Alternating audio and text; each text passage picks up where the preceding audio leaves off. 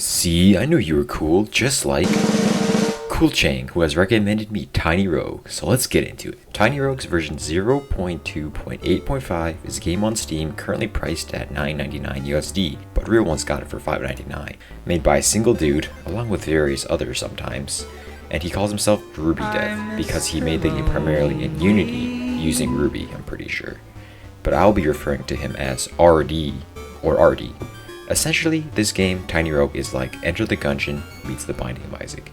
It's got the great synergies, along with a massive arsenal of weapons, alongside the literal bullet hell nature of the game. From Isaac, it takes the insane amount of items, along with a sizable cast of characters to choose from, combined together to make my little rogue guy. Look at him. Now that's cool. Now, let's get started in this game I've never played before. Ignore the saves, we'll come back to them later. And let's start the first run of the save. But before we can, I'll need to do a moderately sized amount of explaining, so here we are. Here is where we pick our class, and over here is where we pick our starting gift. These are just a small bonus for when we start our run. I'm choosing the gold because I'm a greedy little goblin. And here we will pick our character, the hero. Here is his lore.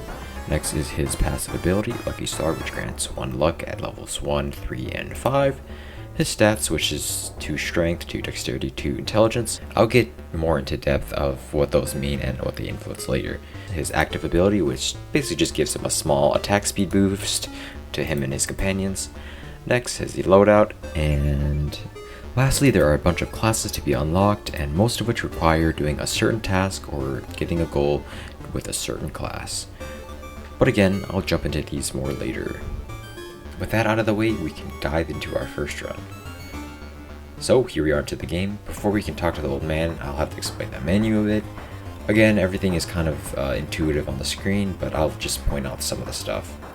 So I can start from the top left. You've got your health. Next, those green arrows are the stamina. I've got 2 dashes, and then this bar on the very left will slowly recharge over time. Under that is the stars, which represents the amount of mana I have, and the mana is used for abilities, so that ability Heroic Flag, which I mentioned earlier, uses a full thing of mana, and it will slowly recharge after clearing a certain amount of rooms. Playing Dark Souls, so we have a flask system. 1 flask is 1 heart, but consuming the flask obviously will take a few seconds. Bombs are bombs, EXP is EXP, and you need 5 EXP points to level up, which I will get into later. Next are the gold, and then keys, which are to open up chests and certain doors. Next, those blue orb things are souls, which you collect over the course of the run after defeating bosses and getting as rewards, which can be used to upgrade your character further at campfires, which again I will explain later. And then our main stats: strength, dexterity, and intelligence. The clover represents my luck stat, and the skull is how much curse I have. Moving on to the right side is our inventory. It allows us to quick swap or quick use whatever's in that slot. Although, to be honest, in my almost 200 hours of playing, I don't use that at all. But it's nice to know what I have in my inventory. Luckily, the old man here will explain a little bit about what's happening, and I'll put whatever he says in simpler terms because the game has a lot of depth. So yeah, as we can see, the man is talking to us about how we can dash with space, which gives us iframes. And yeah, this green box is my hitbox, but I disable it in the settings because it's a bit distracting for just our first run, and it's kind of unnecessary to be honest. And as you can see, it kind of took me a while to disable it. Also worth mentioning that my settings aren't default because I still actively play the game, and I've changed some stuff to make it more playable for me. So I have things like screen shake, the CRT effect, damage numbers, and some of the mini bars are disabled so I could dodge more effectively. Now I will attempt to explain the weapon system. Weapons interact and scale with your 3 main stats again: strength, dexterity, and intelligence, and the letter grade indicates how much of that stat will scale with your weapon. For example, even though I have 2 intelligence, the sword will not receive any scaling from my int stat. Since it has a D for dexterity scaling, it can only scale up to 10 points of dexterity. Any more and it won't scale. You'll see me show the numbers a lot more later, but basically I want more of whatever the highest grading is for my weapon. Otherwise, getting a stat that doesn't scale will give minimal benefits. Notice how I said minimal? It's not completely worthless to grab subpar stats that don't scale, and plus, you never know when you'll pivot to a different scaling weapon, so getting the stat isn't completely worthless. Now, if you're confused, don't worry, it gets worse. With the click of a button, I can open the nerds page. Here you can see basically every stat in the game that is relevant to anything that your character does. Honestly, like 80% of it doesn't really matter, but it's there if you really want to optimize, which is kind of a huge W, because other roguelites, they will just say, yeah, you have nothing to work with. So now Grandpa will feed us before we go, and thus our little hero started his journey to do something.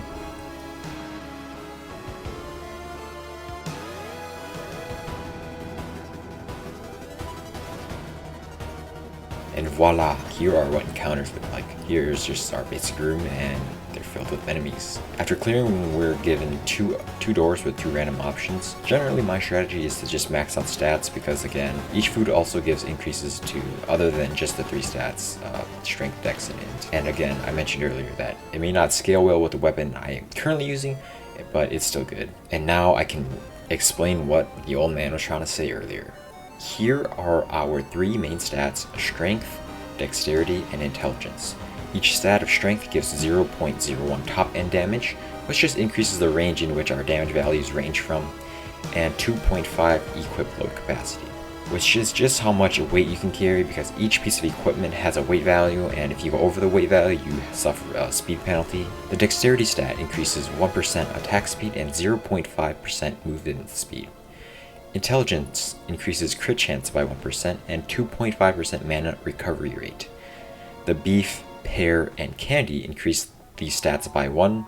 The meat shank, broccoli, and lollipop increase these respective stats by 3. The burger increases strength and dex by 1. The cake, dex, and int by 1. And the fish and chips, int and strength by 1. Next, I want you to take a look at this. Tell me what you think this looks like. Go ahead, think for a second. Okay, so now personally, I always thought this looked like the Monster Tooth necklace from Terraria. I don't know why, it just looked like that. I always thought of that. I have no idea why.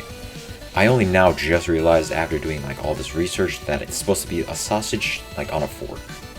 So yeah, I'm not the brightest. The sausage gives 2 to strength and actually takes away 1 int. The salad gives 2 dex and takes 1 strength. And lastly, the chocolate gives 2 int and takes 1 dex. And that's all the food, excluding the golden food, which gives pure stats and is only available on the last 2 floors, so they're relatively rare, but regardless of that, that's all the food. As you can see by my XP bar, I'm also very close to the next level. Every piece of food grants 1 EXP towards your next level. The maximum level is 6, so you can have 6 traits. When you level up, you can pick a trait. The border indicates the type of trait it is and is influenced by your distribution of your stats. So if you have a lot of dexterity, you will likely see more dex traits, and so on and so forth. Whichever one you choose rarely matters, so I often pick ones that'll give me a boost right now. In the future, I'll try to explain my thought process when choosing traits, and here I felt that having no companions and a relatively short range made an easy choice to cosplay a dwarven priest. And so I made my way to the boss of the first floor. Bosses are indicated by this skull marker on the door and offer 3 items of whichever door you choose. They're basically the same thing. They don't offer food though. They don't like sharing. Every boss has some flavor text, but out of habit I skip it like the plague. So sorry if you wanted to read what the spider mama wanted to say to me before cracking my head open. Bosses also have 2 phases, and they also have flavor text when entering the next phase. And I think that's actually the main reason why I skipped the flavor text, other than seeing it like a more billion times. They interrupt my flow state. After beating the Spider Queen, I made my way to the Boneyards of Floor 2. There are 10 floors, and each of them start off with a campfire room, where you can utilize the campfire to upgrade your character for the run with collected souls. But I'll get into that when I have enough to showcase it. Otherwise, there are 10 fighting rooms, with again, the final room being a boss room. And because I'm pretty good at the game and the floors and rooms will kinda get monotonous pretty quickly, heck even the bosses will if I'm being honest, I'll include my door rewards and a nifty hit counter to show how bad I am at the game. If you're a keen viewer, you might have noticed this occasional purple text in the top right. These are enemy modifiers. If you've played literally any game, but especially Diablo, you'll be familiar with some of the enchantments. Enchantments are pretty self-explanatory, but they're there to make things much more annoying. Some enchant enemies with resistances or attacks, while others are room effects such as explosions and the such. They aren't prevalent now, but will be later, trust me. They also appear in boss rooms, which can be a pain. And with all of that yapping out of the way, I can start the montage. Also, the music slaps, so enjoy.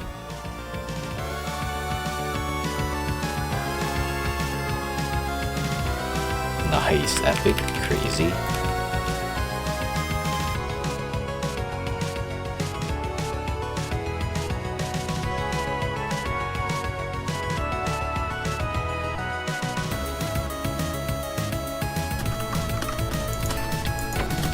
What the fuck was that damage, my guy? Oh!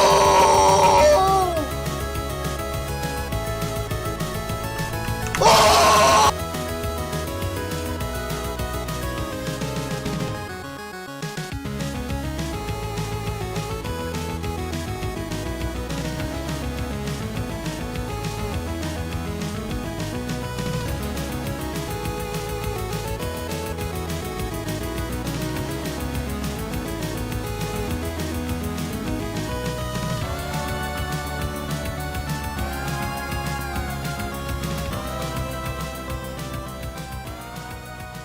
Level 2 I snap pig to pocket match because it can get really busted and it's really fun. Also, Grenadier is pretty weak and I still don't have a companion, so that one wouldn't really help. Here I went for the dice drawer, and honestly if I'm picking dice then I had some truly horrendous options, or I was locked behind a door. In my opinion, dice are very weak, and it also helps that I almost always forget to use them. But here's what the dice do. Ethereal dice allows re-rolling traits when I level up. Golden dice allows me to re-roll boss rewards and items from shops and armories. The obsidian dice allows me to re-roll one of my traits for a random one, and the red dice allows me to change the upcoming room rewards. The ethereal dice is honestly really good, but trying to gamble and get a 1 out of 4 dice is not really worth it. And honestly, I don't think for the rest of the video I pick dice again.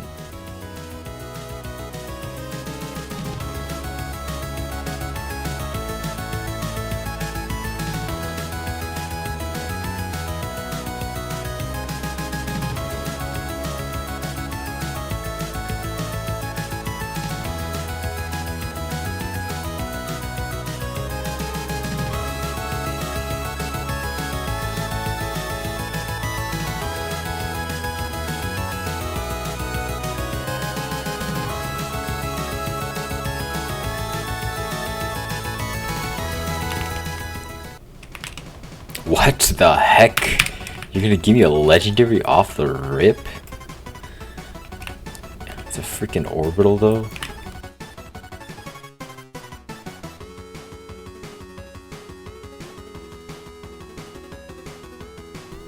My scaling is not good. I have to pivot. Screw it, all in on the legendary. Honestly, I should have kept the piranha gun because it can support the lack of range that books have, but I said screw it and went all in anyways. Also, it's the first run, so it shouldn't be too bad of a run to finish with the book, although it does suck to have 17 points wasted into dex. At the smithy or the blacksmith, you can pay 20 gold to increase your weapon level by 1 up to level 3. You can exceed level 3 on your weapons, but need to do so through other means. You can also repair your armor if your gear has it. I get some later, so don't worry about it.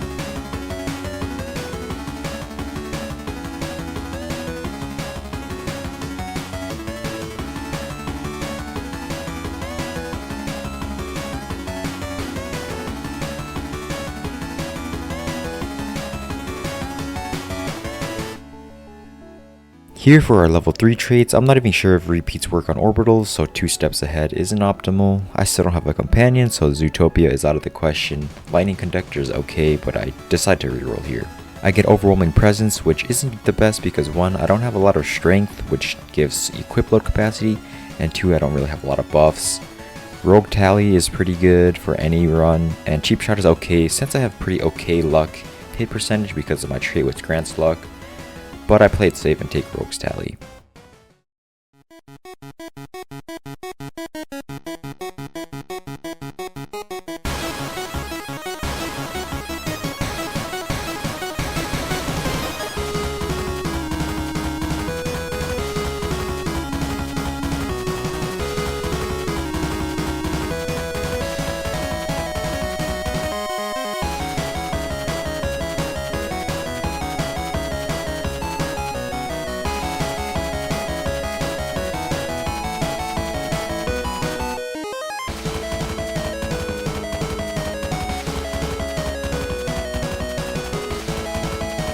What? That actually hit me?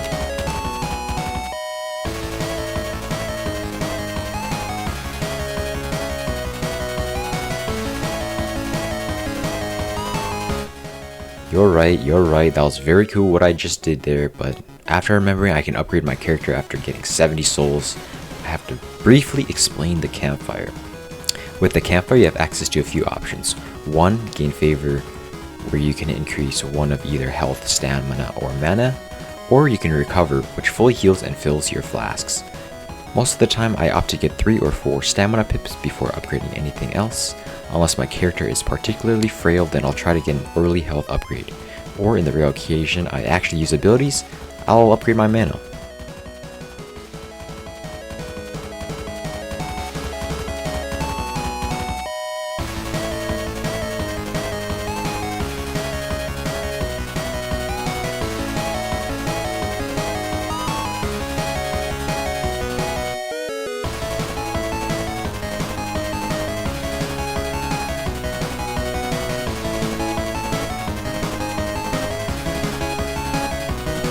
Got hit there.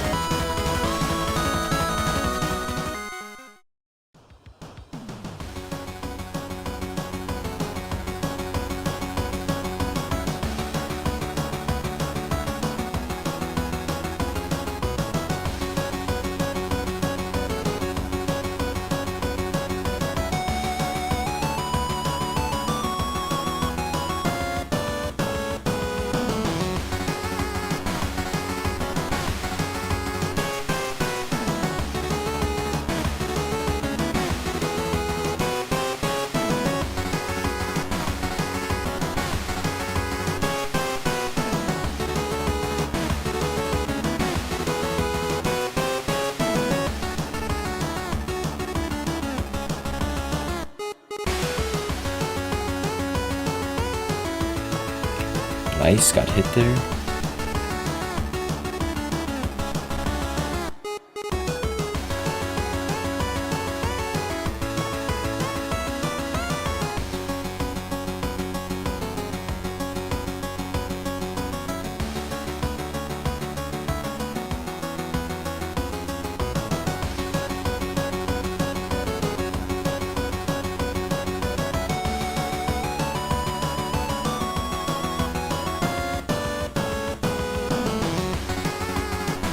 Ooh, Slither one is very good.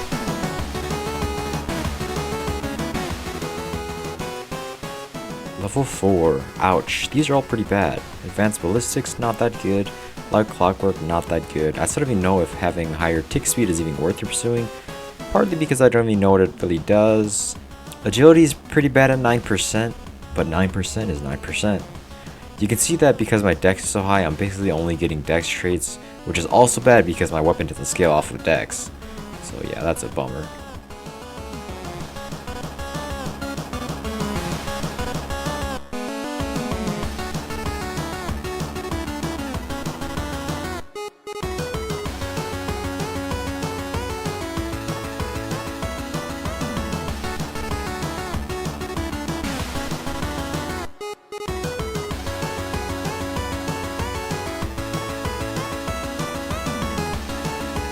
Nice, got hit there.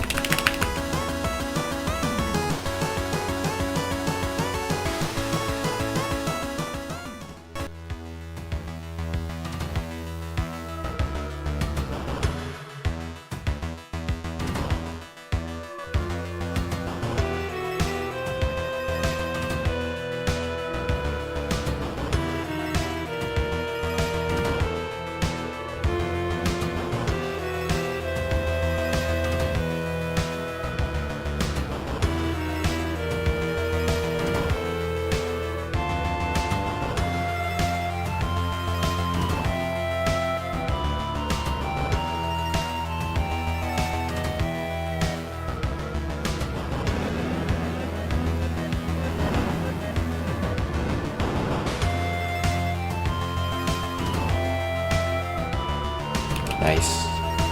Nice hit.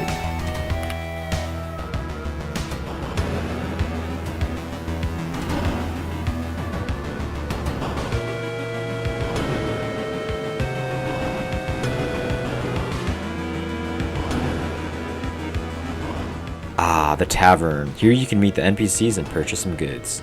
I usually only go to the tavern if I'm low in health because the nurse fully heals and fully fills your flasks, or because I want to skip combat or am offered nothing good.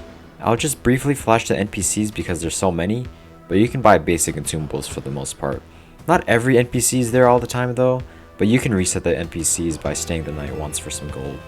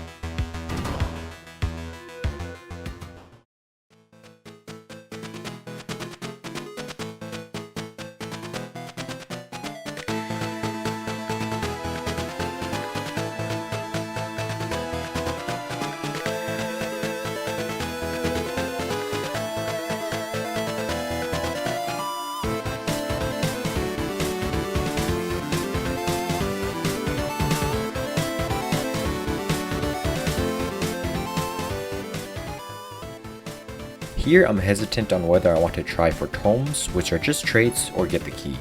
I decide to gamble first with the dice I have. I luck out and get Illusion of Control, which increases crit damage based on lucky hit chance.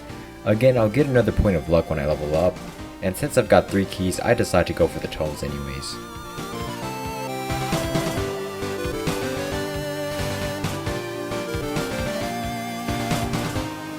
Well, I get Prodigy, which would be pretty good with Illusion of Control, but decide the Cursed Hit multiplier isn't worth it. Precision is pretty good too, since again I kinda lock myself into dex traits, but I decide against it, instead chugging a stamina potion to bring it along with me.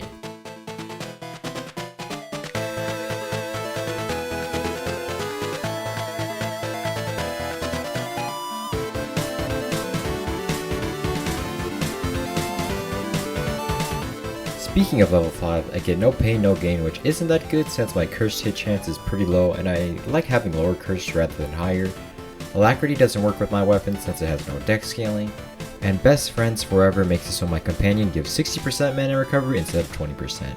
I don't know why I didn't immediately use the tome to get precision up and running, but hey, that happened 20 seconds ago and I already forgot. You can't blame me for that.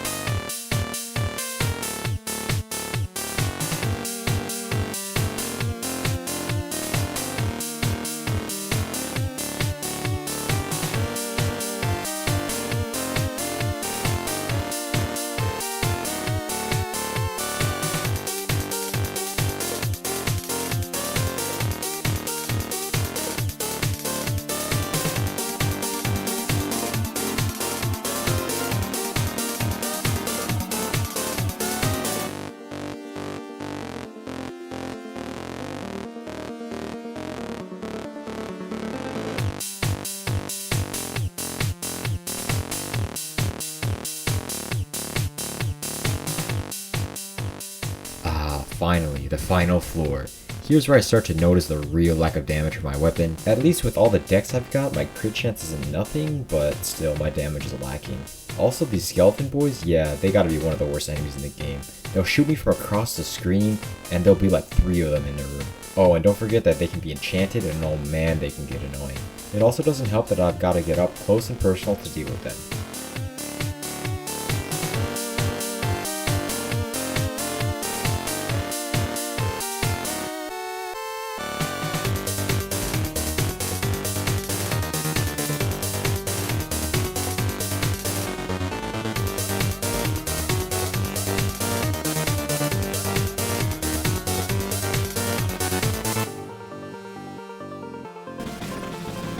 Perfect!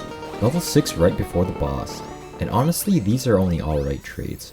Corrosive magic is actually pretty good because my snake wand inflicts poison damage, so I basically have fragility up 100% of the time. Razor's Edge isn't good because my companion does magic damage and my bug does striking. Also, my wand already inflicts bleed. It does elemental damage, FYI. Power is in its own thing, but power isn't enough to beat fragility, so I take corrosive magic. I make use of the tome I said I should have used earlier, and enter the final room.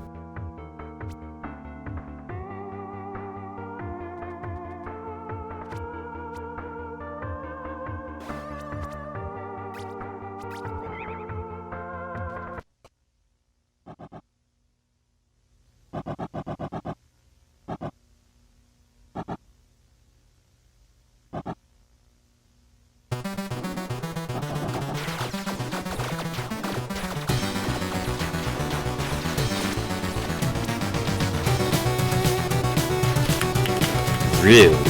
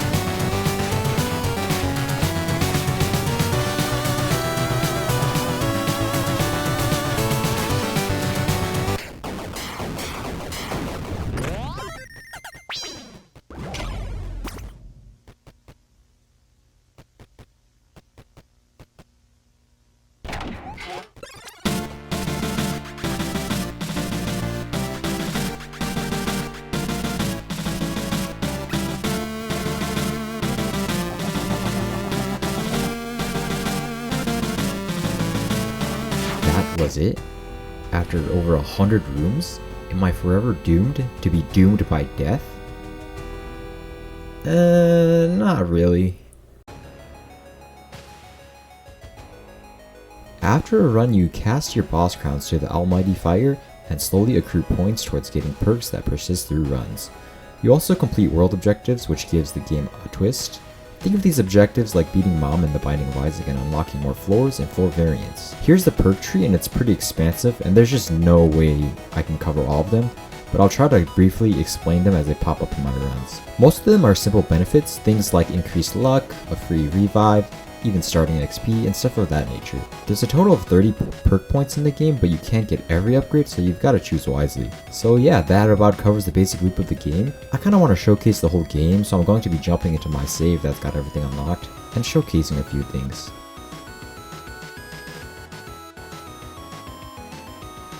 After the 30 perk points, you gain Paragon points, which is just a number, and you can tell I play a lot because I'm at Paragon level 120. Remember those character unlocks I mentioned about doing certain tasks with certain characters to unlock even more characters? You can start unlocking those classes as well as trying new and different starting items. Eventually you also unlock the Cinder system. The Cinder system is like Slay the Spire's Ascension system or Balatro chipstakes. Each adds minor changes to the game to make the game harder. You can toggle whichever one's on and off, but I just run Cinder 16, which is the max. Here you can see my max Cinder streak at 16 was 19. Sad because I was 1 away from 20. But I like playing on Cinder 16 because it's a great challenge for me and I don't completely steamroll through the game. Increasing Cinder only increases the amount of XP you gain from boss crowns, so basically nothing after getting level 30. Again, since there's so many, I'll briefly explain them as they become more relevant, but some of them are as simple as having more enchanted enemies and larger amounts of enemies. So yeah, since the hero run ended shortly, I decided to go for a rerun with him again. I'm still a greedy goblin, so I brought in the same starting build. And so we start our run anew. I tried to enable player hitbox, but I couldn't enable it for some reason. Anyways, we can see the Cinder system is already in place. The Cinder Inferior Arms makes it so our starting weapon is debuffed with a negative enchantment, which makes the first floor annoyingly slow. To top it off, there's Warming Up, which isn't so bad. I just gotta be a bit more cautious on those starting floors and where I'm dashing, but it increases the time it takes to recover my stamina. Also, there's a new system I've got to explain. Hooray! You may have noticed in some of the items, NPC descriptions at the tavern, or even at the left, there are these weird icons. These are morality alignments. From the top it goes good, evil, lawful, chaotic. I'll explain it as we get deeper, but keep an eye on it. We were lucky enough to get a shrine early on, and I was torn between getting a bit of early crit chance or becoming a good boy. For this run I wanted to be lawful, but I guess the hero is more good, so I decided on grabbing an early point and being good.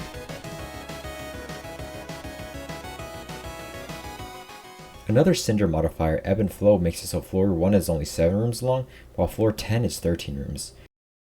When facing a boss, the Cinder Conqueror's Will makes it so you can't immediately blow up the boss because you do reduced damage for 20 seconds. This also reapplies itself when entering phase 2. Remote Guardians makes it so these two robot goons spawn with the boss. These enemies can be really annoying and downright harder than the boss if your damage isn't there. The symbol on their side shows what kind of attack they do, so keep note of how many different types there are. If you fail to damage them after a certain amount of time, they repair their shield, making the boss even more of a challenge. I almost always try to focus down these goons so there's less stuff on the screen to dodge. I only ever try to kill the boss if I know I have the damage to dispatch them quick. Double-Edged Sword gives the boss 0.75 health in phase 1, but 1.25 health in phase 2. Arch Nemesis enchants bosses along with mimics and basilisks. It's funny that I still have no idea what enemy Basilisk is.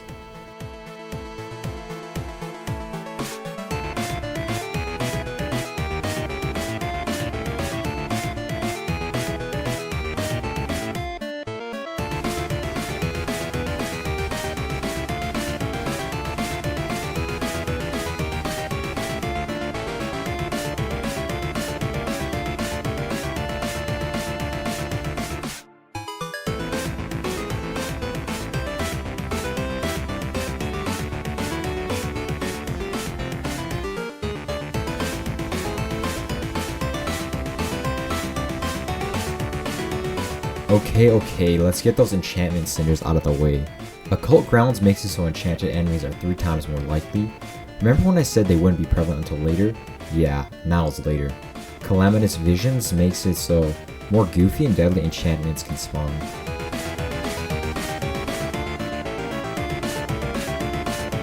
Centurion time already?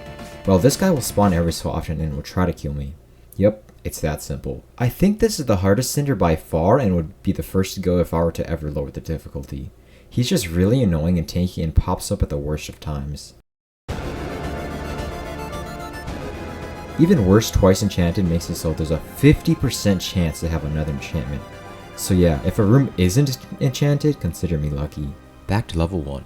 Here I got Apocalypse, which isn't good because I never use my active ability if you haven't noticed. I still don't think I've used it this whole time. Rage is one of those generally good traits for any build. It's basically 40% attack speed, which is nice. Ice Conjuration is basically the same as the Holy Hammer one, so it's okay. And Harmony is okay if I'm going to try and maximize Cursed or Lucky hits, but only adding around 60 damage is pretty low. I played safe and go for the Rage because 40 attack speed is good for everything. Ah, Pestilence, how nerfed you've become. See this green guy? Yeah, when he dies he does a green circle explosion and infects enemies. When they die, they do the same. See how this can get out of hand? Well, if you can't, just you wait.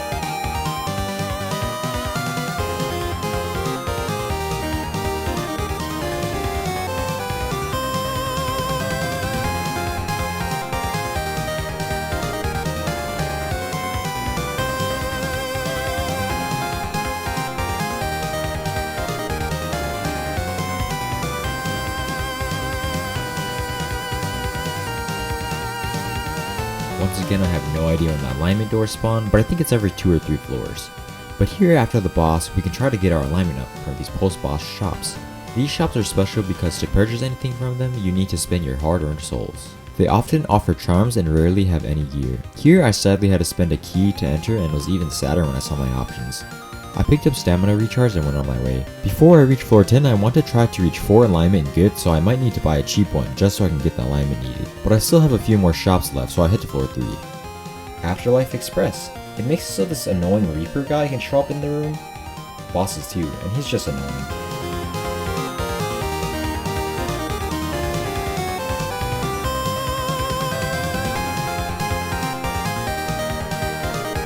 Wow, that actually hit me.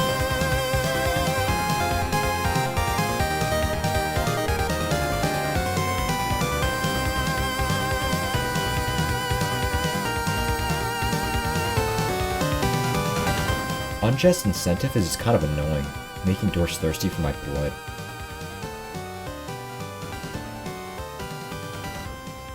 Let's go, level 2. It looks like it really is going to be the same run. We got pocket magic. I don't really like auras unless I'm specifically building an aura build or if there's literally nothing else worth grabbing. And I got cursed. Curse, counter to luck, makes it so sometimes there are less traits to choose from, and when you choose a trait, you might get cursed and have to pick something else. Instead, I pick up the Arcane Familiar to help me along my journey. It's a free companion, meaning free damage, and I guess it gives me mana.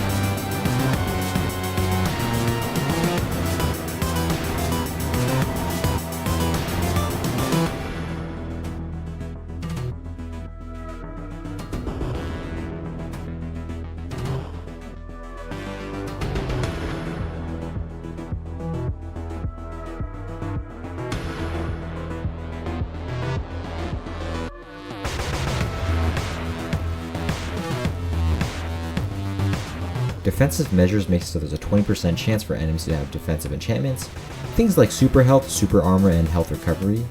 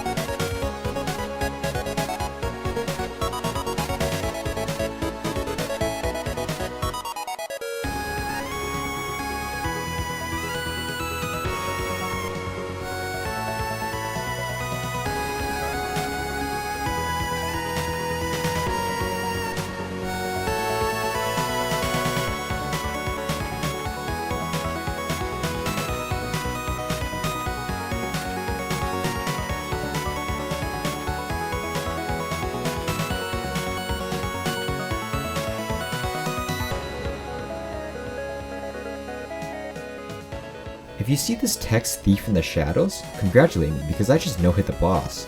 If you see 4 pedestals, then I've no-hit the entire floor and I'm spoiled for choice. Don't talk to me if you don't see either though.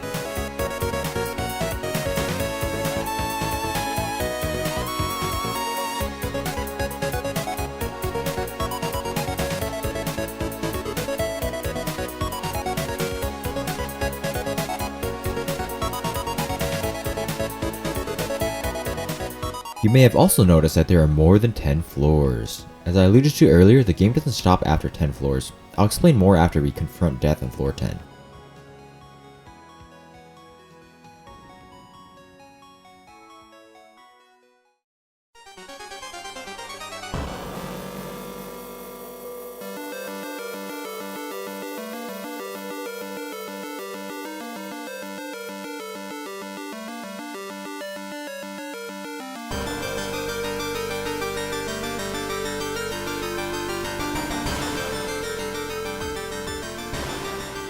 Our first monster jam. Honestly, not that bad, and the extra room to move around in is nice.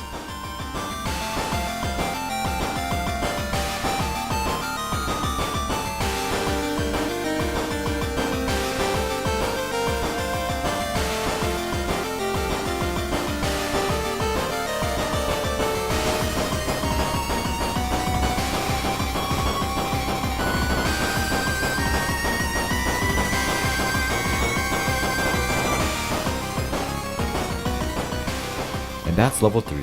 I've explained overwhelming presence and normal distribution in my confusion with tick speed, so that leaves Boozer. Booze buffs are actually pretty strong, but to me it's kind of annoying trying to find beer all the time, and you can only have like 3 or 4 booze buffs before needing to increase the limit. Luckily that merchant I just visited had a dice, so I went for the reroll. Pushing through is stats from strength, ascetics discipline is skill effect, and sharpshooter would be okay since I'm using a bow currently. I decided to go with the raw stats because I might swap weapons, and my dex is kind of low.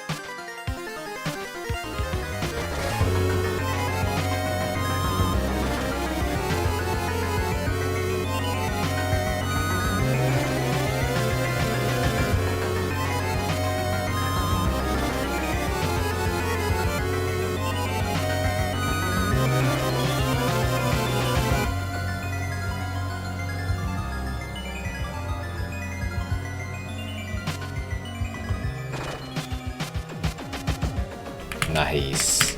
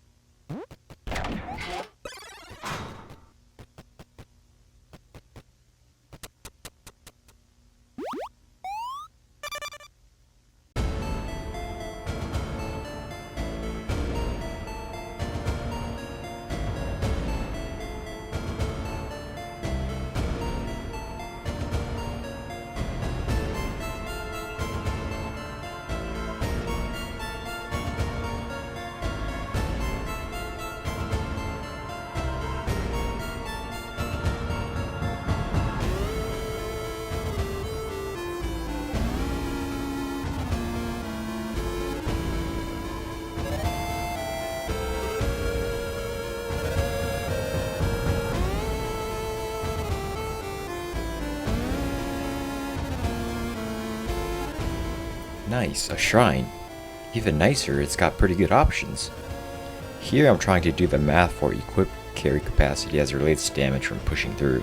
I also see crit damage and see if it would be worth it.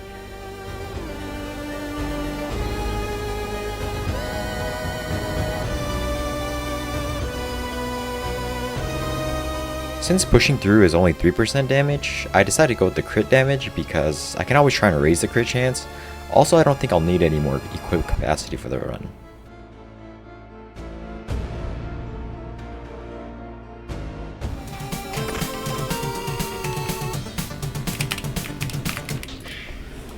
Wow, the rerun with the dragon.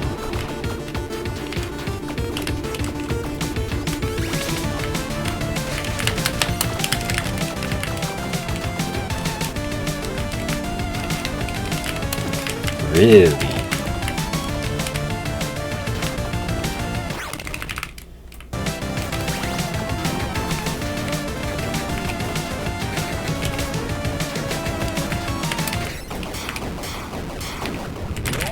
Once again, messed up by one hit.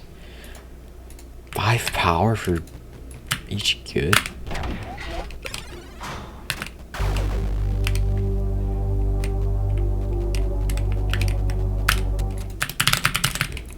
No, we'd rather keep the souls for stamina.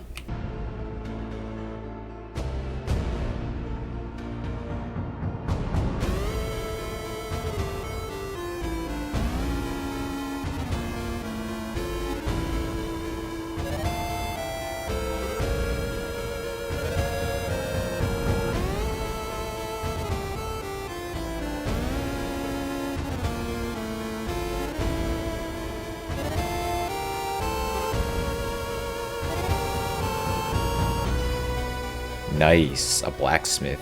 Here I upgrade my weapon and upgrade my wand? Wait, why? Oh yeah, that's because I have pocket magic, that's why. Oh, wait, I don't? Yeah, I was cursed. Well again, that happened like a few floors ago, so you can't blame me for not remembering. But yeah, I can also repair my armor here, so that's nice. Oh wait. Wait! You're gonna repair your armor? Yeah, I don't know what I was thinking. Wait. Oh, I don't even have pocket magic. What am I doing? It got cursed for this. I'm just so good that I don't even need the armor.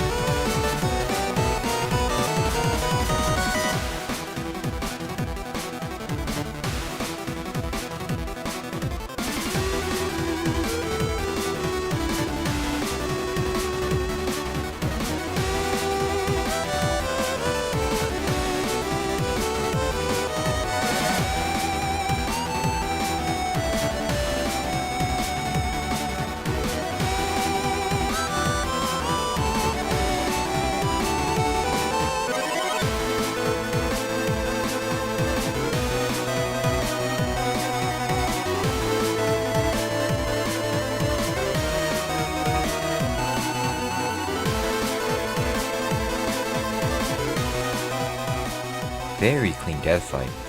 After looting Death's wedding ring, I trashed my useless stuff and I made my way through the big gate and found myself an empty Ichor bowl. Usually there's Ichor here that you drink and reset from, but when you progress the world enough, you can progress to the 11th floor. This locked pit is still in development and I'm pretty sure that's the chaotic route. Since I'm doing the good hero run, I go to the gates of heaven.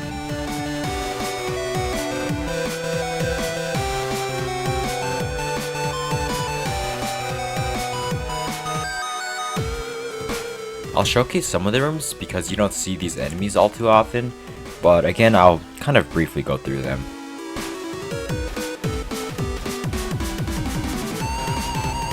Luckily I was greeted with a shrine off the bat and I got a busted passive that boosts damage on repeats. With Thaumaturgical Echo, every 3 attacks I repeat.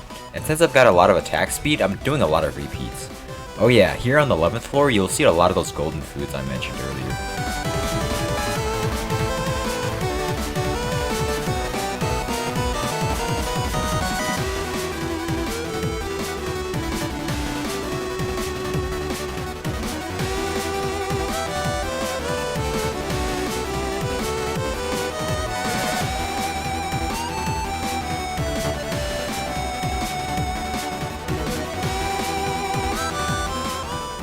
Don't even know I got hit.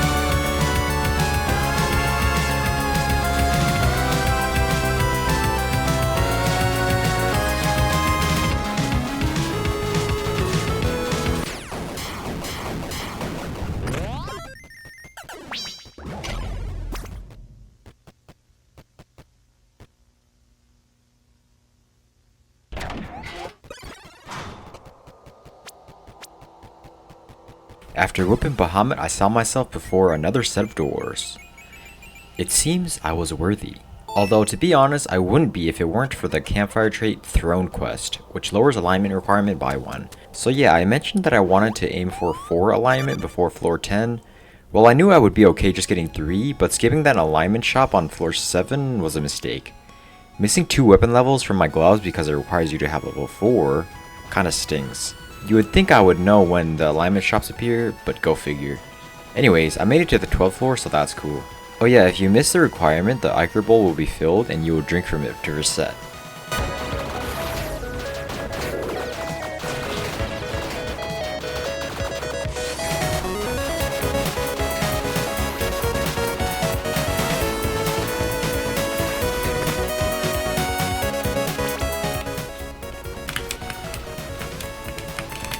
Nice.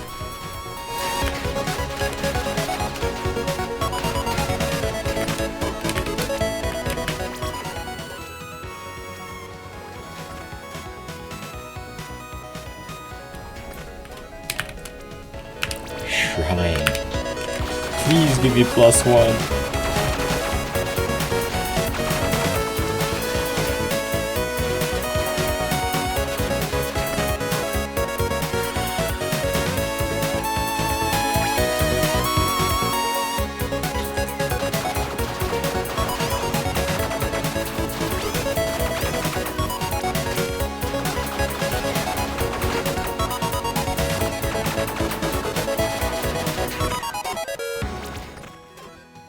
And so, I made it to the final boss. So sad that I'm only one soul away from getting a favorite upgrade, but I decide to recover and repair because it's all or nothing at this point. I mentally prep and enter.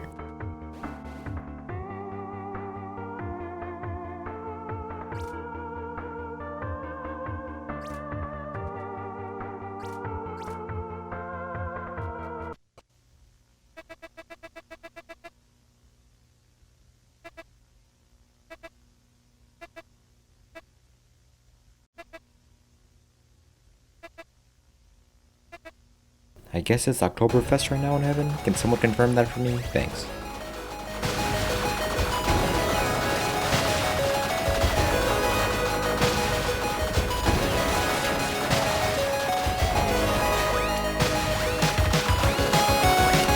Nice.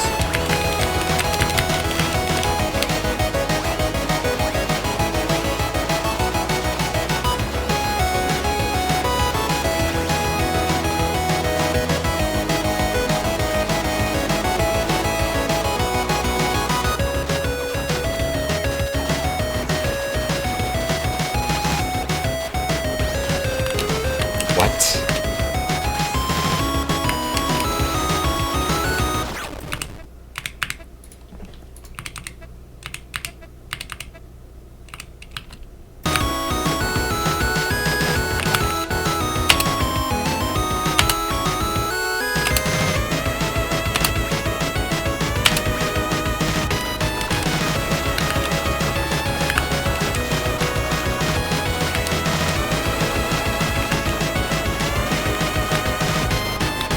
Oh.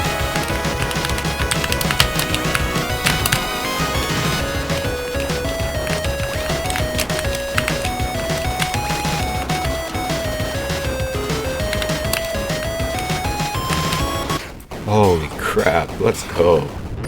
Overall, a clean fight. Oktoberfest really got me with that one projectile though. Sucks because that was the first time I've been hit 2 times in a single room this whole time. And so, I made it to the throne room. I greet my servants, drink the mightiest ichor,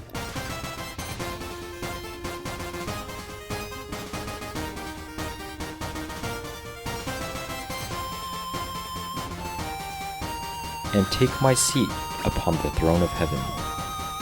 But even though I've accomplished the impossible, become the embodiment of purity,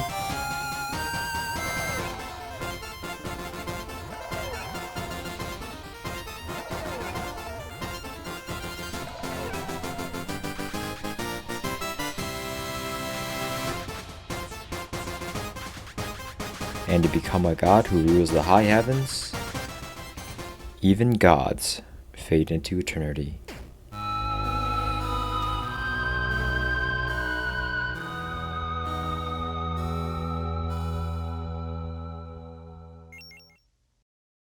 Or something like that. I don't know, man. I just dodged the bullets.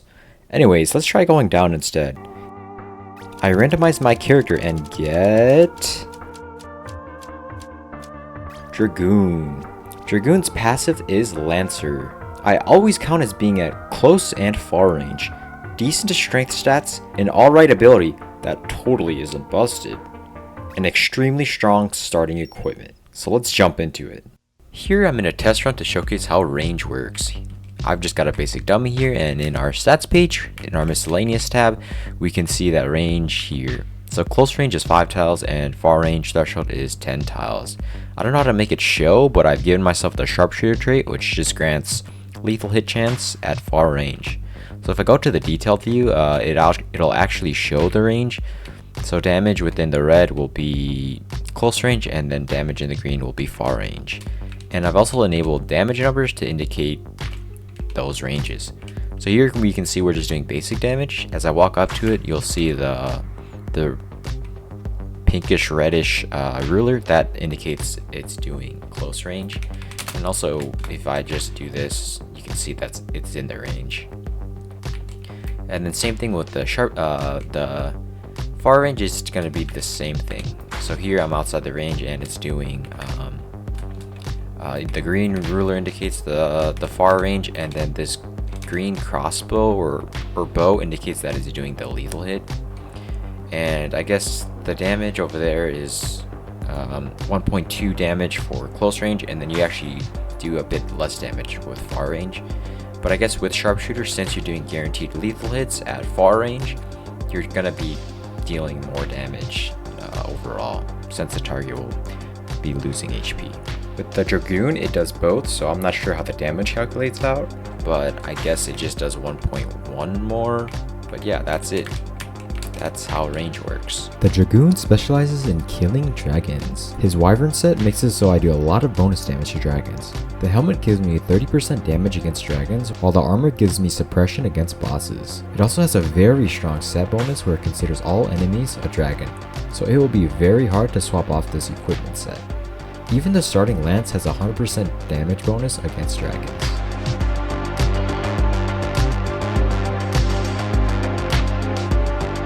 What? Are you freaking kidding me?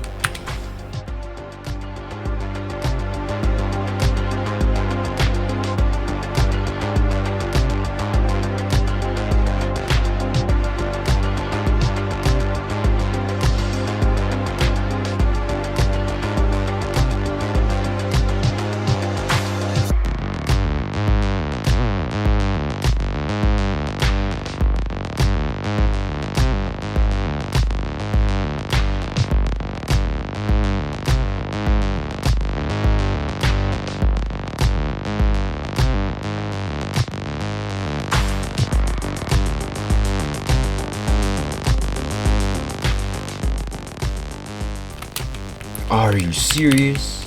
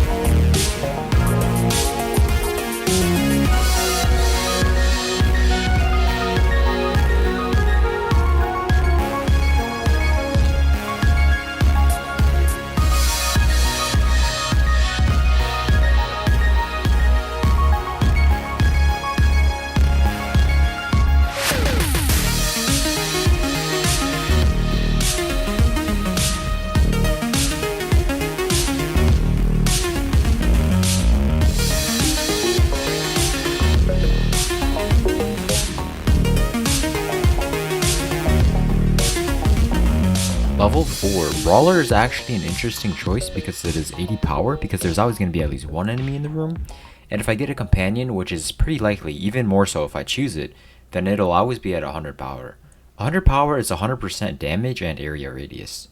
On the other hand, Steady Strikes makes it so attack speed is half as effective, but affects my damage at 200% of its value. I'm not totally sure how the math works out, but I can keep on stacking attack speed and thus damage if I pick Steady Strikes. So that's what I picked for level 4. Tough decision, being honest though. Are you serious?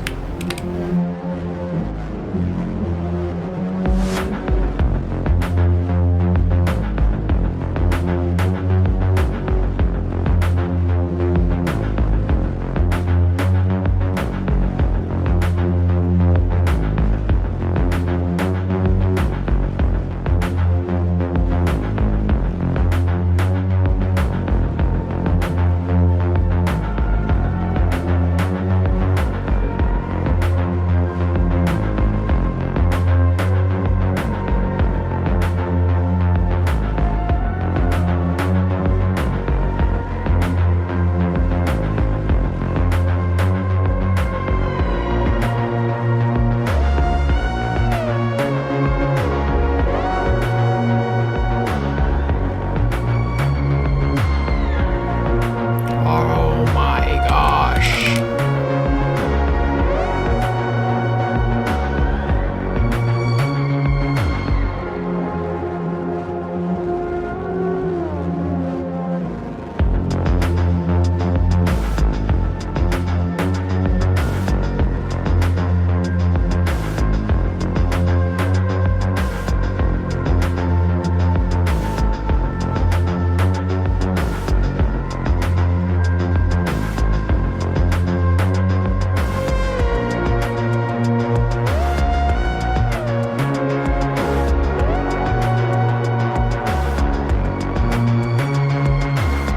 These are so bad.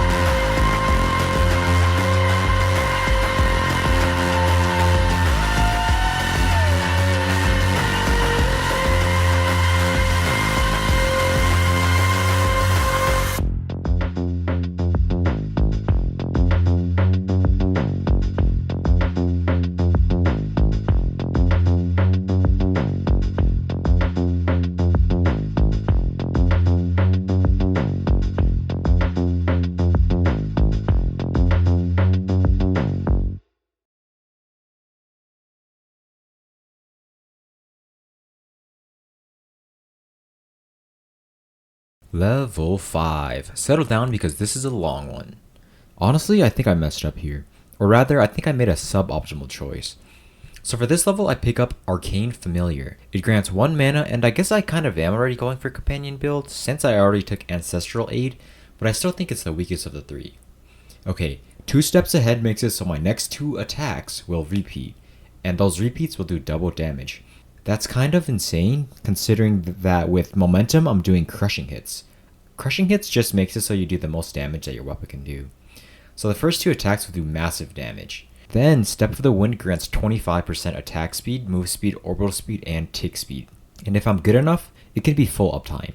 And 25% attack speed is 50% damage through steady strikes. So yeah, that's pretty alright. I'm not entirely sure if Tailwind is stronger than 2 steps ahead because in my mind the multiplier goes harder, but either or would have been good. But I opt to get this little star orb that's weak as shit. I think at this point it's pretty obvious I just didn't want to run the numbers and just said yes, star good. Well, never punished because I got a legendary armory and got an OP bow that spawns a phantasm. So yeah, I guess if I can buff my companions now, this run can get pretty busted. Gotta dig the phantasm.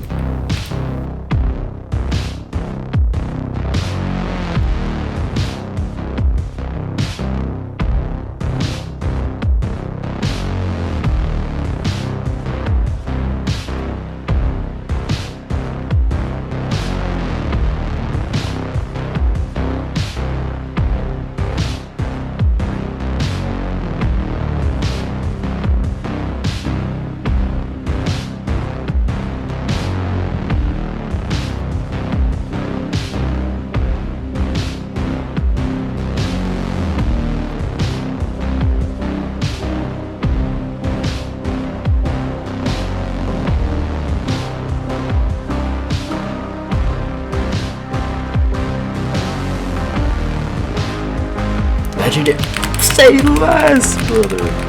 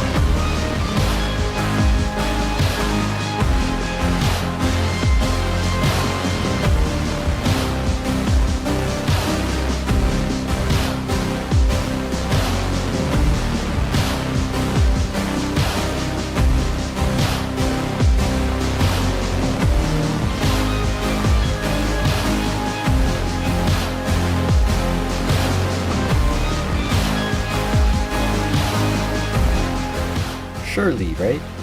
Surely I take 2 steps ahead multiplier and not cheap shot which only procs 10% of the time. Surely I don't take combustion which only affects my bow's enchantment which only does a mere 20 to 35 damage, right?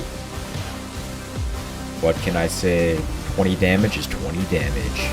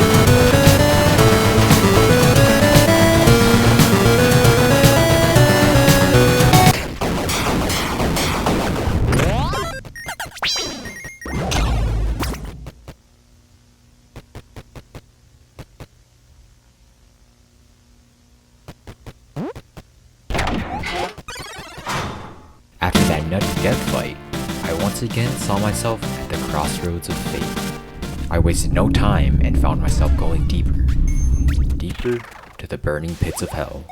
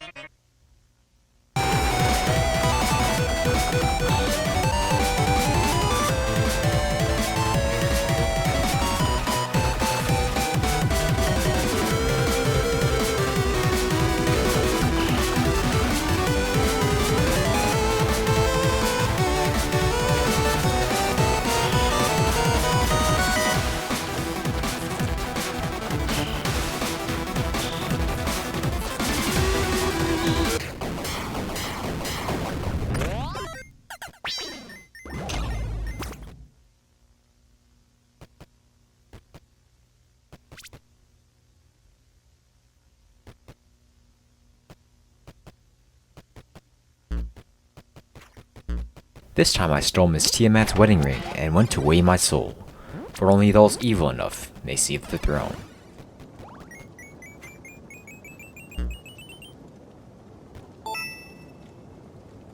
And it seems I was the contender.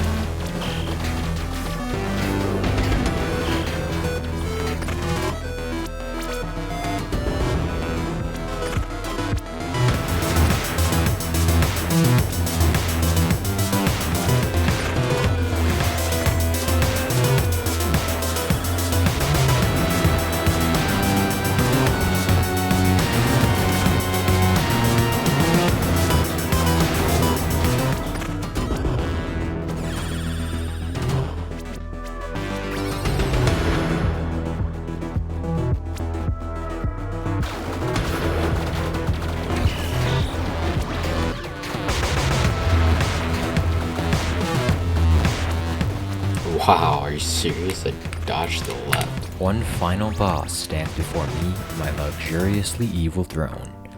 I see no point in delaying the inevitable. I shimmy a bit and enter.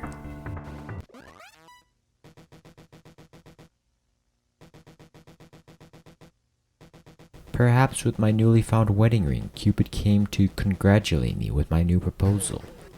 But little did he know, I never came for love. Love is temporary. Doom is eternal.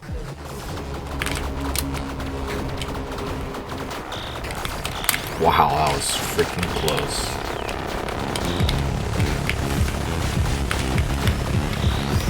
Wait. Do I not just have infinite vulnerability?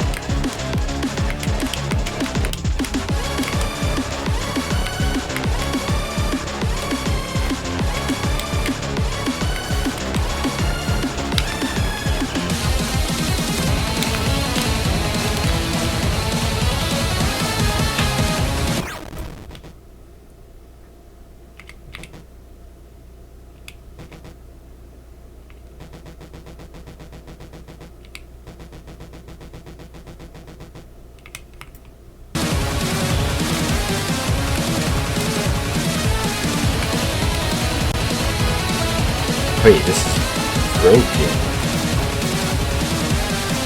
How could so much damage in this?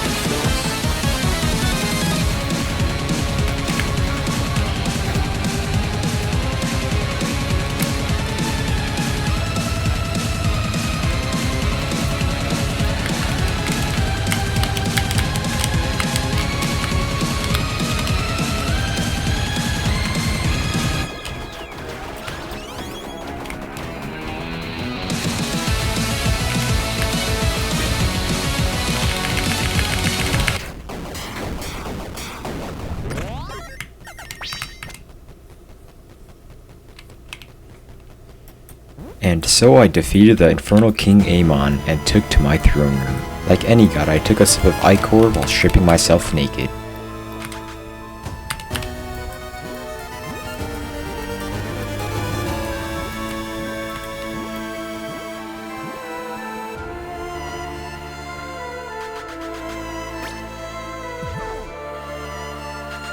Once again, I had accomplished the impossible, embodying the ultimate evil.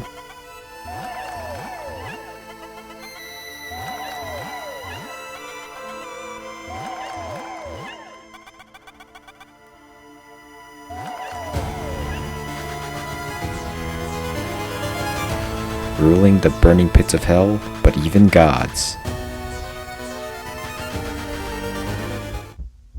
fade into eternity.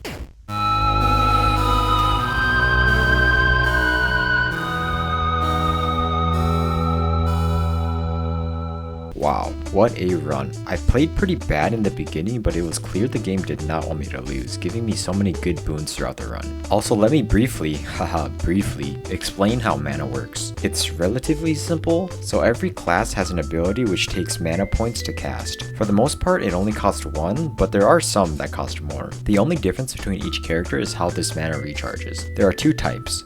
For example, for Santa, it recharges some mana after clearing a room. For Dragoon, the character I just played, it recharges a bit when hitting an enemy. There's also a 5.5x multiplier when hitting a boss. To be honest, I don't really know what every 6 enemies or 0.2 enemies mean because it takes way more hits/kills to charge our mana. But yeah, this is generally how it goes. There's also things that boost mana recovery, but again, that makes my brain hurt. I'm here to dodge bullets, not do math. Back to jumping. When I kamikaze on the boss, I'm granted 2 seconds of invincibility. And during this time, I can still hit enemies and recharge my mana during this invincibility window and jump again. The only thing I'm confused about is said invincibility window when I land. It says 2 seconds, but it feels way closer to 5. You can see here it's for sure longer than 2 seconds.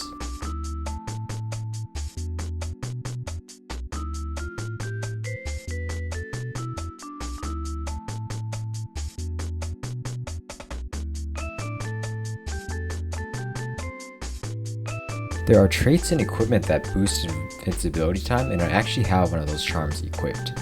It increases invincibility time after getting hit, but I tested it in Sandbox, but it didn't seem to increase the invincibility time for the skill. There's also equipment that boosts skill stuff, but I'm not sure if that increases invincibility time either. That stuff mostly boosts things like the skill's damage. I totally forgot that I decided to bring the mana elixir for my final run, but it's kind of funny and ironic. I randomize again and roll the Lich. Oh wait, I mean the Gunslinger. The Gunslinger is the Lich in another universe, not in this one. I don't think. But yeah, here my aim is to be lawful and take on death. His ability Lucky Draw makes it so I will be doing a lot of repeats if I manage to land lucky hits. It's nice that the ability High Noon has some built-in lucky hits so I can be sure to get those repeats off. It's a pretty high dex character and an alright loadout, allowing for lucky hits with range attacks and some damage scaling off of stamina. So let's enter the dungeon and begin our final run.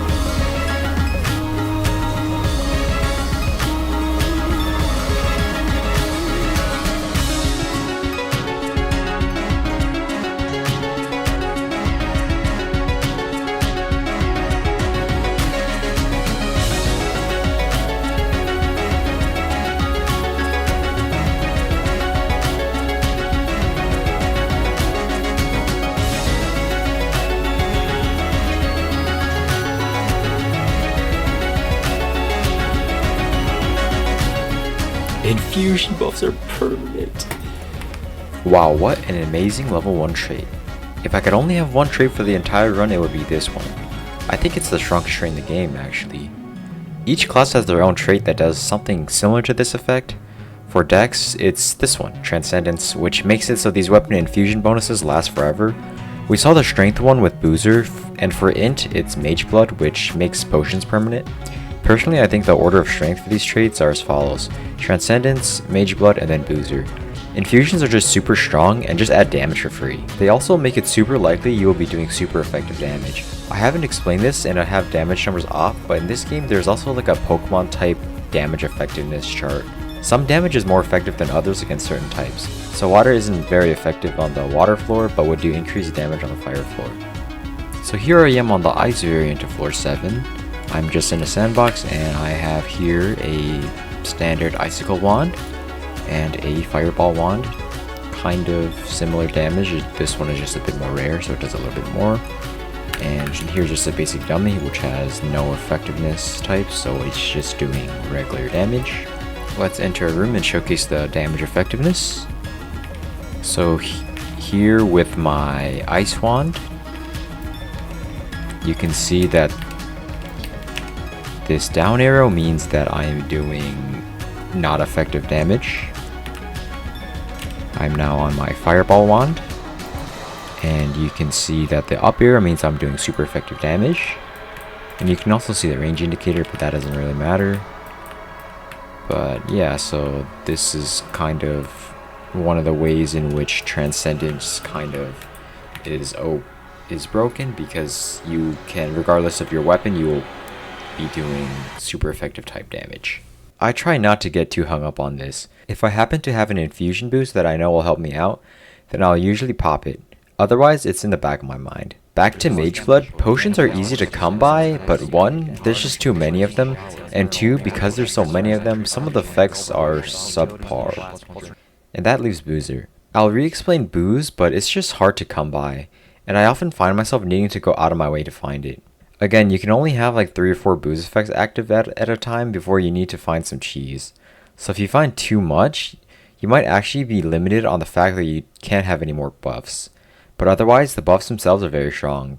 I think Artie knew this, which is why it's buffed by 100% with the trait.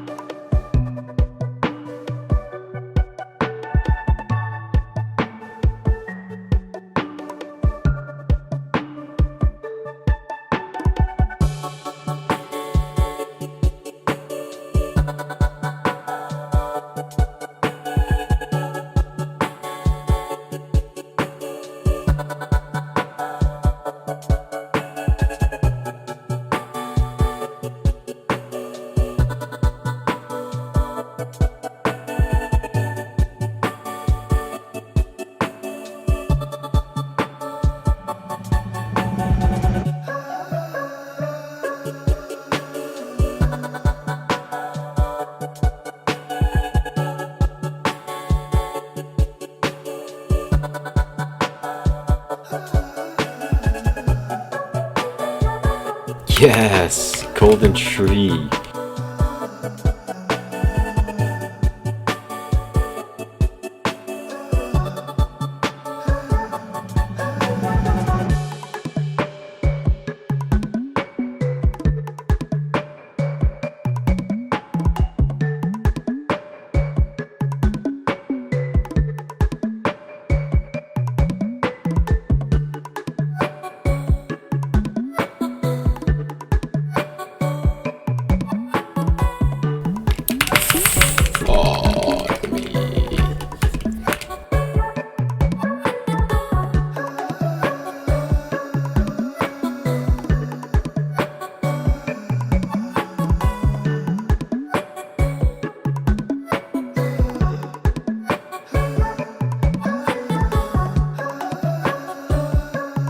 These are so bad.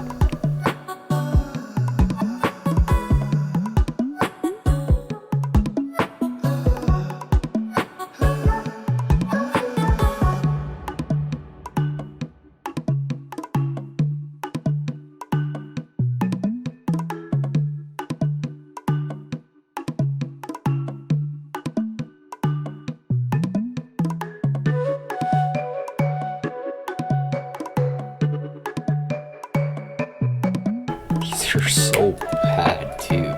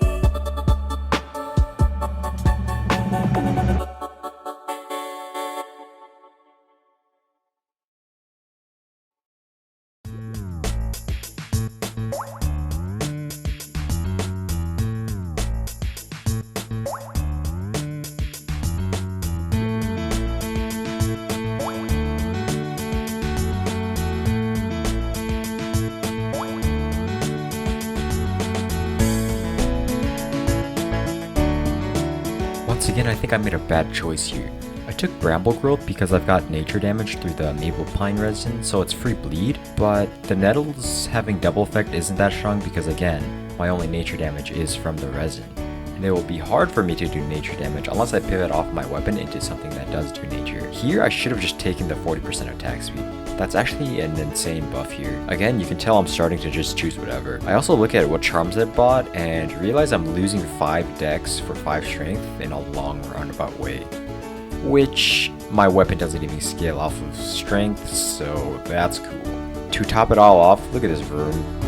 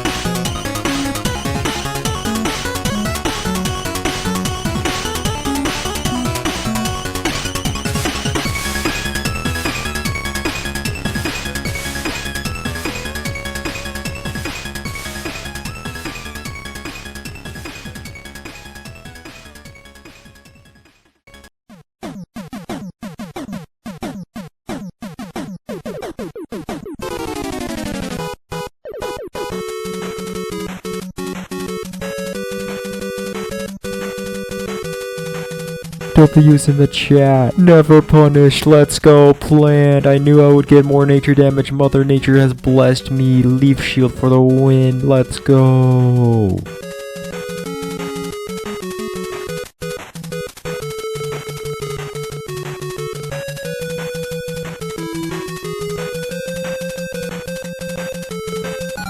I swear, I've seen Best Friends Forever like 50 times throughout all of these runs. Why do I keep getting it? It's so bad. Also, yeah, my previous assumption was right. I have no nature damage, and the occasional leaf shield would still be way less damage than just inflicting instability. So yeah, I swap it out. Oh yeah, also a legendary item. That's pretty cool.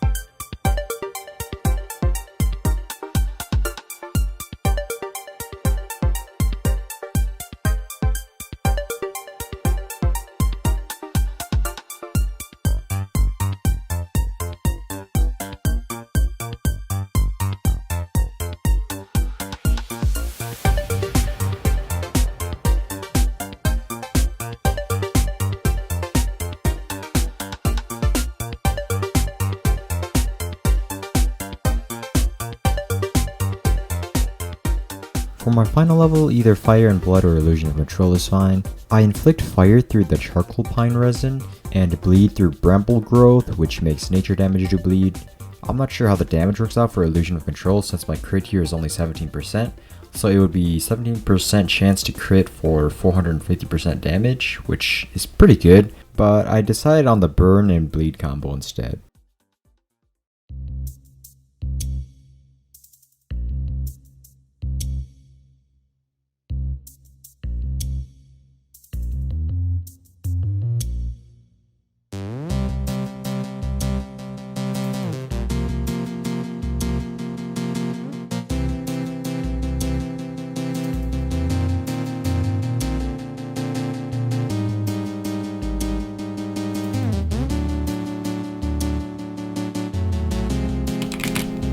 Wow, are you serious?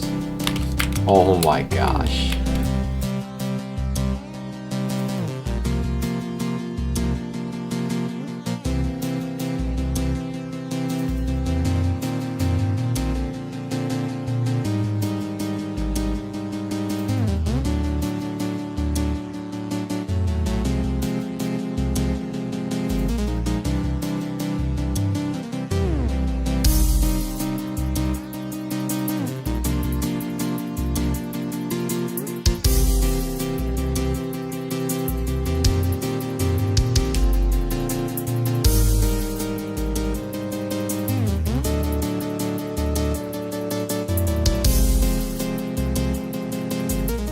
After a sloppy death fight, I went through the final untouched door and made my way to the 11th floor of the Shadow Plains.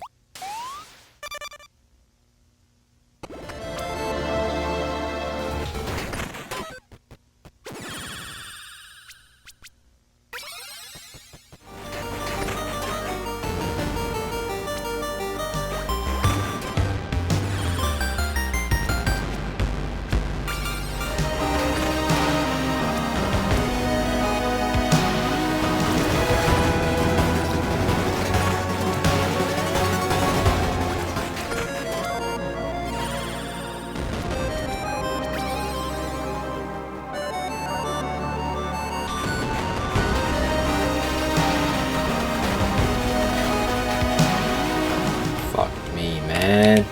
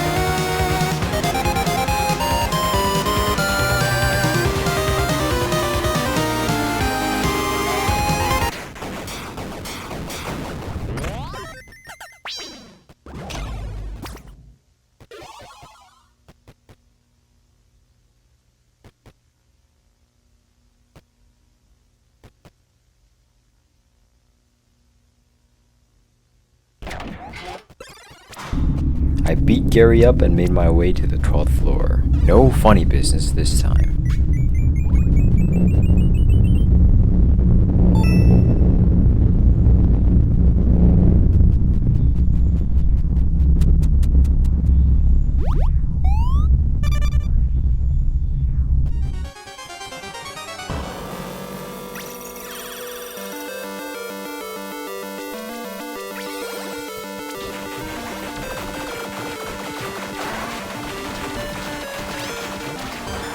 See these shadow guys? Yeah, not that bad being honest. Pretty basic splitting enemy.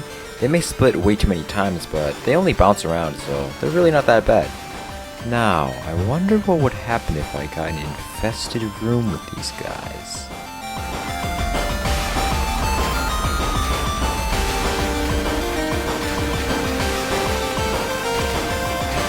Oh god. Oh god.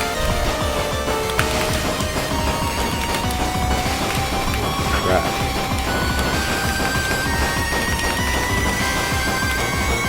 Oh my gosh.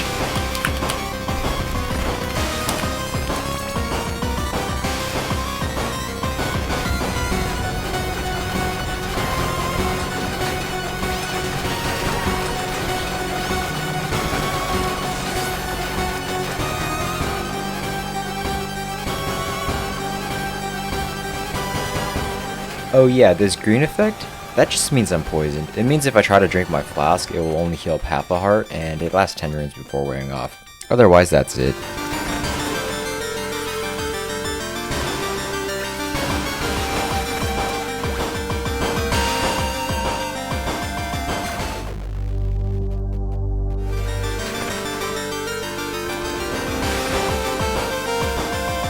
And thus only death stood in my way from greatness. However, I knew he wouldn't go down without a fight, and a fight he shall have.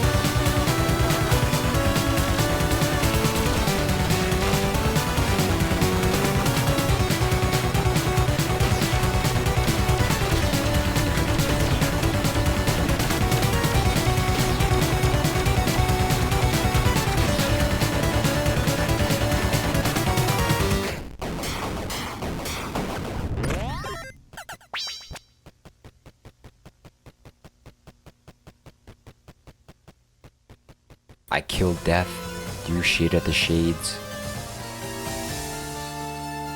took my customary drink of ichor, and sat upon my throne.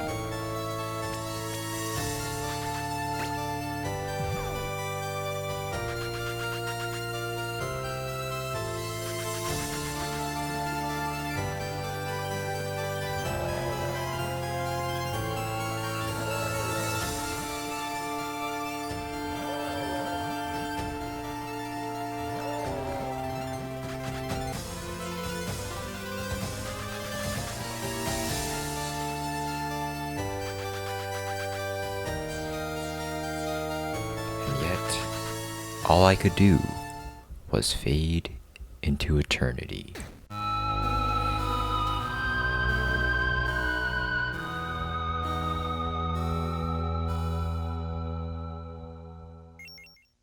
Yes, I'm gonna rank it. Yes, this is the start of the ranking. No, I might not do these games at the bottom. You need 5 pictures to make a tier list, and I just threw some random games from my library up. Tiny Rogues, a very, very fun game where you can become lawfully evilly good, teaching us that even gods fade into eternity. I like the items, characters, synergies, music, and so many other aspects about the game. However, I don't like how melee feels. True melee or fake melee. Imagine doing some of these nightmare rooms, but I've got to be within sneezing distance of these enemies to take them out. Even worse, imagine doing those bosses with melee. Skills are very hit or miss in my opinion. Either god skills that insta-win the game, or a bit of extra damage. I'm of mixed opinion on the difficulty of the game. Not to toot my own horn, but I think I'm generally a pretty above average gamer when it comes to roguelikes, lights, / bullet hells like these. Throughout all 4 runs, I got to hit a total of 36 times, which averages to 9 hits per run, which means I got hit about once per floor, which I think is pretty alright. I think the difficulty is fine, but I'm not gonna lie and say it was one of the hardest things I've done. I've got no idea how you would implement difficulty without making it boring, like just increasing health numbers by like 3. Next, the equipment carry system.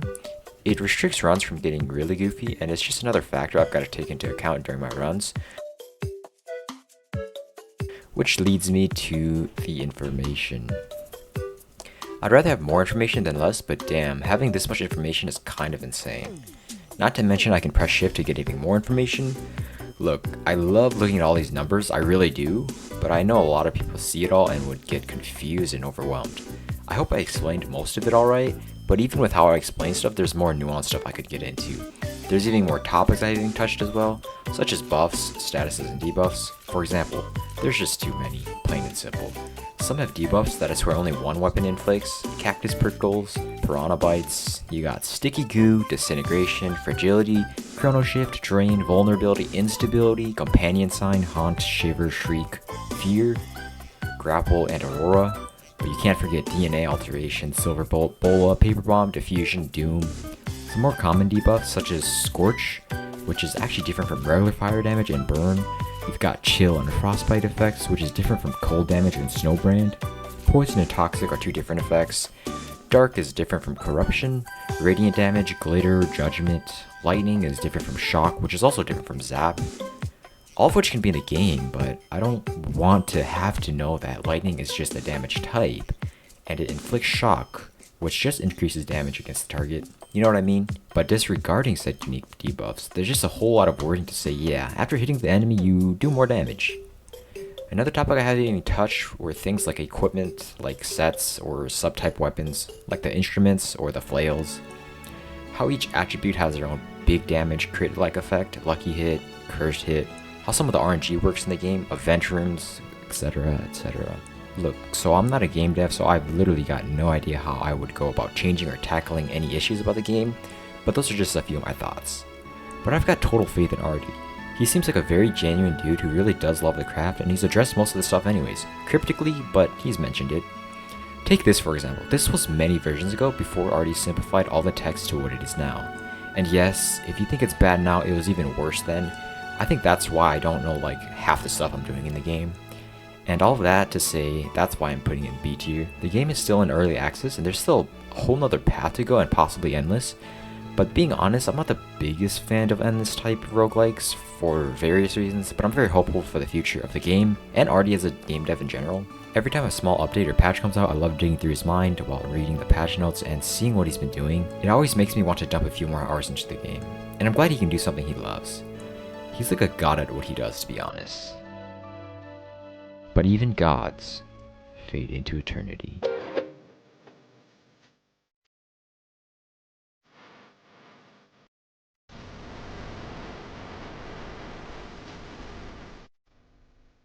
I don't know, is that cool? I don't know how to end things, so yeah. Again, thanks to CoolChang for recommending me this game. Comment your game down below and I might play it. Shout out to all 0 of my Patreon and channel members. I hope you are having a cool and brisk day.